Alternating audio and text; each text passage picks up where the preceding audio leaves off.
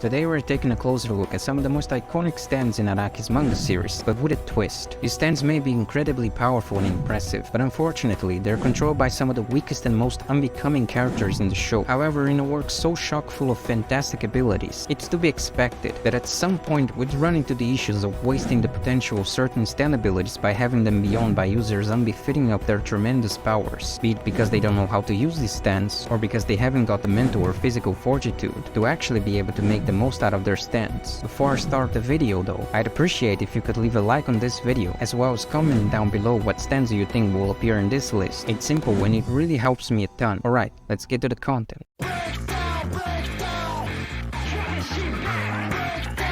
Death 13 is the stand belonging to Manish Boy, a baby who has vampire canines for some reason, and an adult level intellect. Well, kind of, being represented by the tarot card Death. Death 13 manifests as an apparition of death, with enormous strength and a Greek theater mask. Aside from its face and arms, Death 13 has no body beneath its cloak, and it materializes itself within the dreams of its victims. Once someone falls asleep next to the baby, that person's soul is taken to the dream dimension, a huge amusement park. Death 13 has complete control over all aspects of the dream. All damage dealt to the victim within the dream is reflected in the real world. If the person dies in the dream, she will also die in the real world, becoming part of Death 13's dimension. The target cannot activate his stand while on the dream, unless he goes to sleep with his stand active. If by chance the person wakes up, he completely forgets about the dream, making it very difficult to counter it. What makes Manish Boy weak, besides the fact that he's a baby, is he's vulnerable while his targets are awake, because his stand cannot be called upon in the real world, not to mention he had 3 opportunities to kill Kakyoin and failed.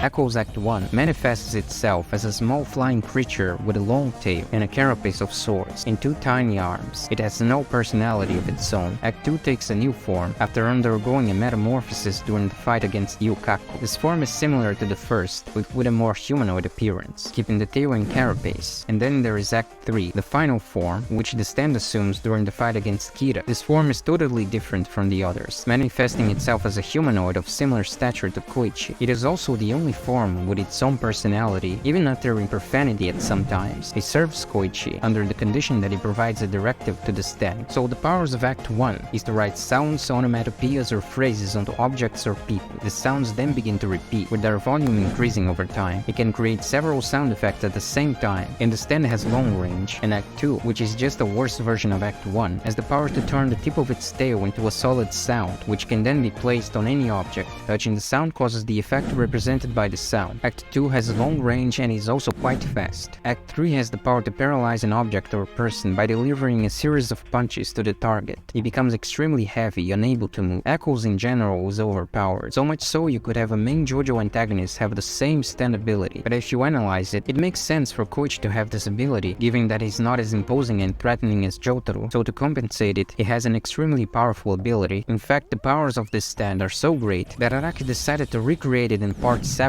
within a silent way, but still, it doesn't change the fact that Koichi is a small and frail little boy.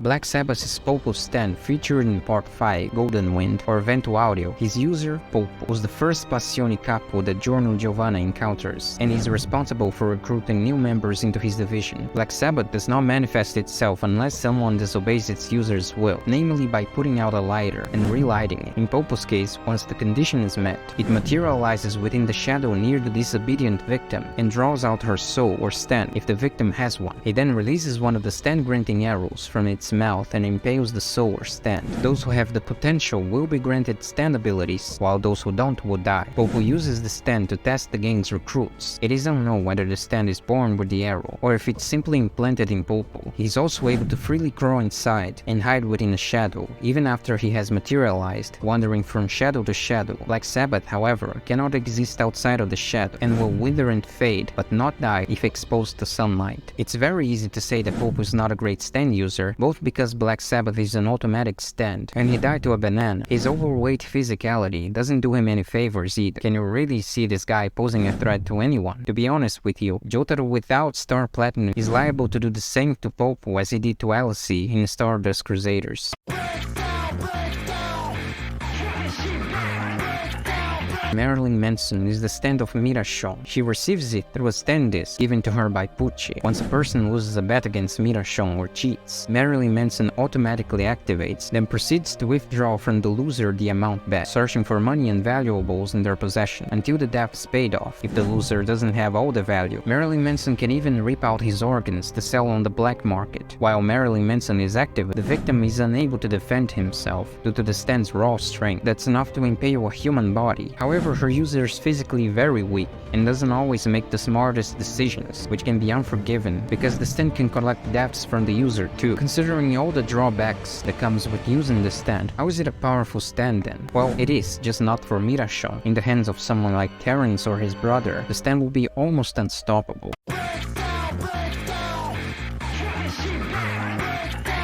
Paper Moon King is the stand of Tsurugi Higashikata, like burning down the house. It has no visible manifestation, being just a power conferred on Tsurugi, which he applies to his origami. Paper Moon King allows Tsurugi to apply the qualities of the represented object to his origami, such as his jumping origami frogs. He can also create origami from any object like Yasuo's cell phone. Apparently, anyone can use the origami under the effect of this stand, even if Tsurugi isn't around. Anyone who touches the origami becomes unable to distinguish faces, seeing the same face on anyone. With time, the affected person also becomes unable to distinguish texts. This ability depends on the distance the victim is from Tsurugi. A terrifying ability indeed, but the user is still a tiny little girl. Oh, I'm sorry, I messed up the pronoun. He's a he, and while intelligent, this stand is way more suited for someone with an adult-level intellect, and with a certain level of sagacity that Tsurugi doesn't have. Who would be the right user for this stand? I think Rohan Chibi would be a great choice. That's it for this video, guys. If you enjoyed it, you may also like this other video about great stand users with horrible stands. As always, don't forget to leave a like on this video and subscribe to the channel. With that being said, thanks for watching this video. See you in the next one.